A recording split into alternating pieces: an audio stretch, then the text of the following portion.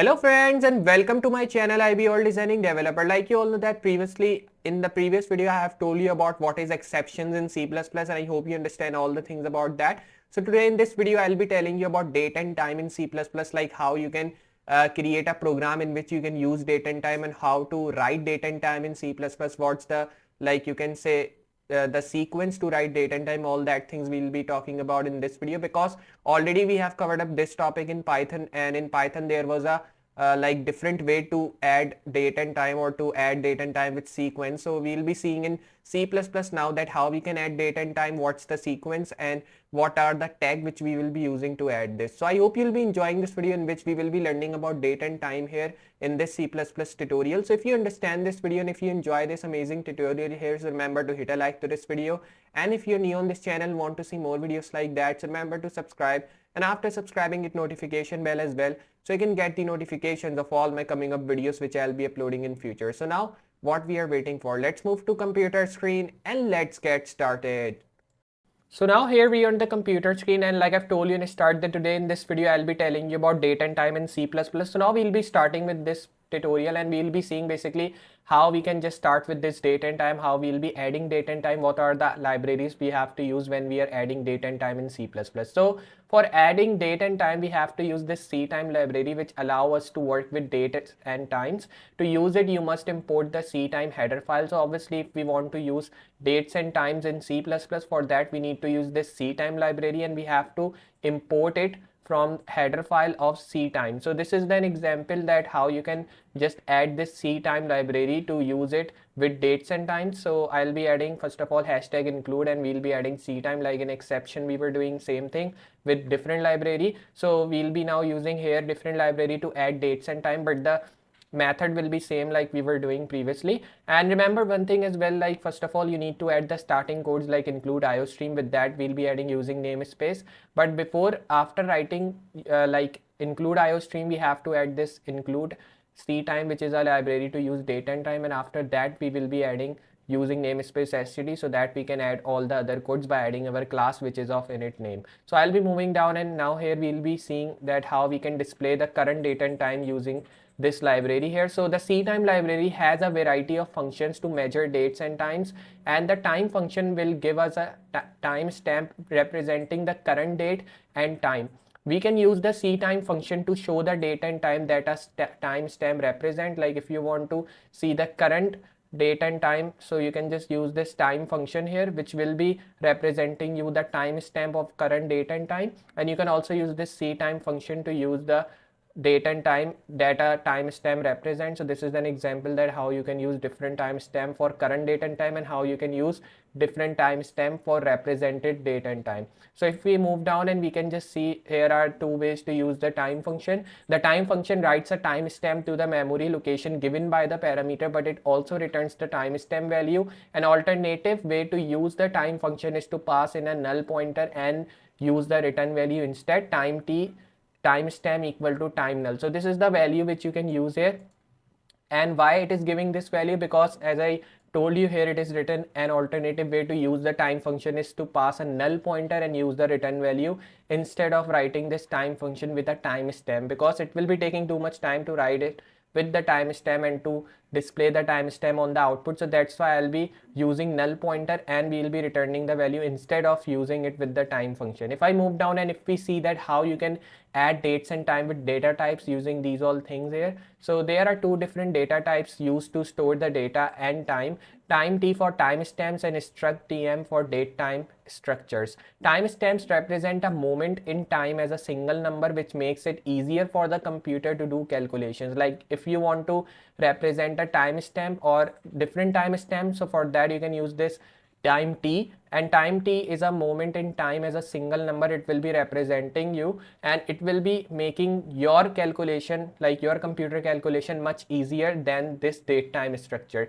If we talk about date time structure, so basically date time structures are structures that represent different components of the date and time as members.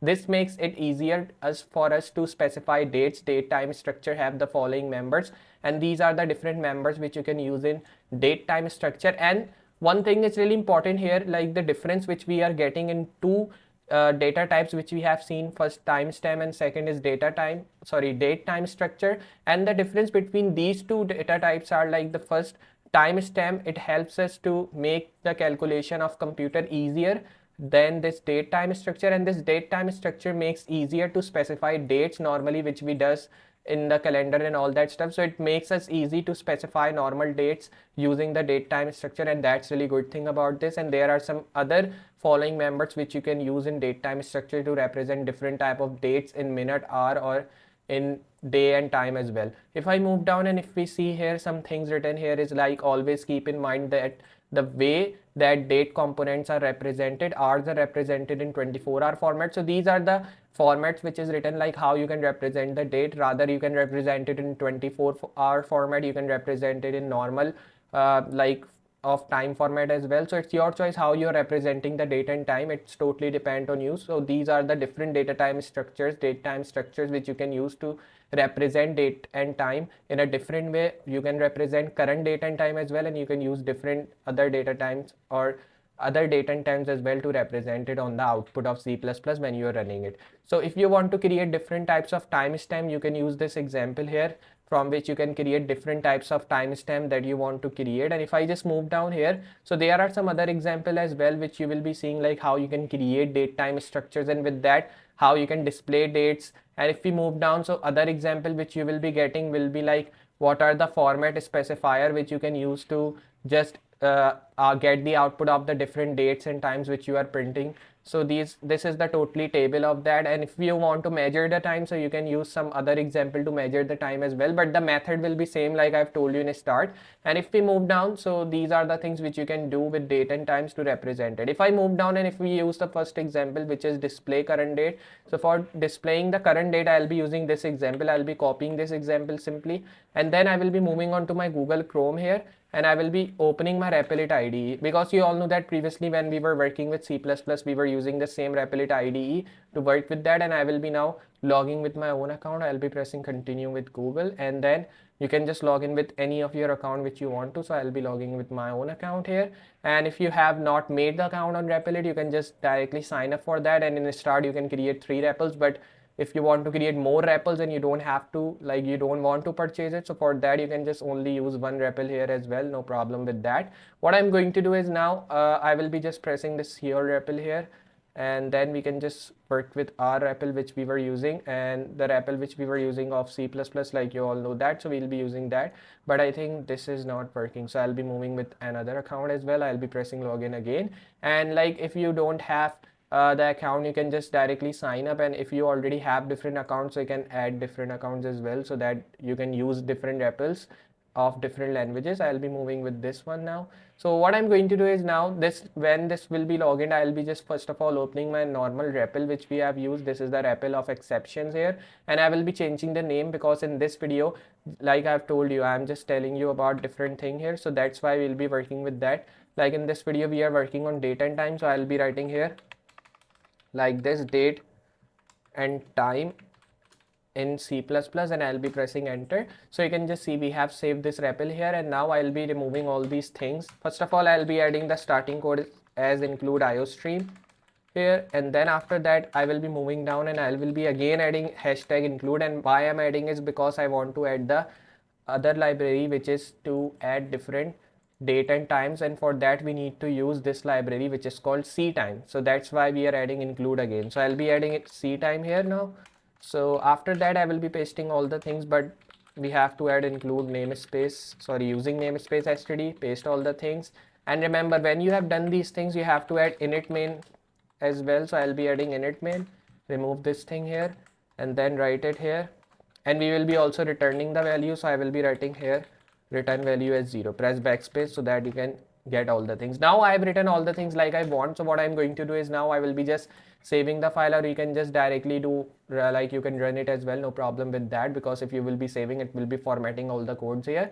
I'll be normally running it, and after running you can just see the normal date, like the current date and time it is showing me here, which is Wednesday 29 Jan, and the time it is showing me, and the year in the end it is showing me that as well. So like this you can use these all things to represent or to display date and time here in the output of C++.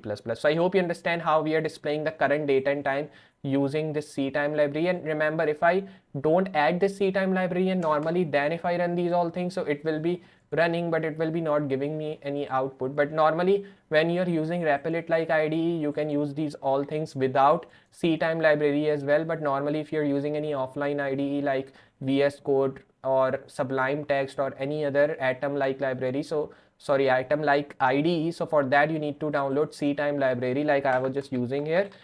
In Replit you don't need to download those libraries because they have already install this library inside their REPL, so that's why you don't need to do that. But normally in offline IDE you need to add this include ctime if you want to display date and time in your output. So like this you can use, and like this you can get the output here. So this is the one example which I have shown you, that how you can display date and time in your output using these all things here. So I hope you understand in this video that how we are displaying date and time using C++ here in the output. So if you have understand this video and if you enjoyed this tutorial of date and time here from start, so remember to hit a like to this video. And if you're new on this channel, want to see more videos like that, so remember to subscribe, and after subscribing hit notification bell as well, so you can get the notifications of all my coming up videos which I'll be uploading in future. So now I'll be meeting in next project or in next tutorial video of C++ from start. So for today, goodbye.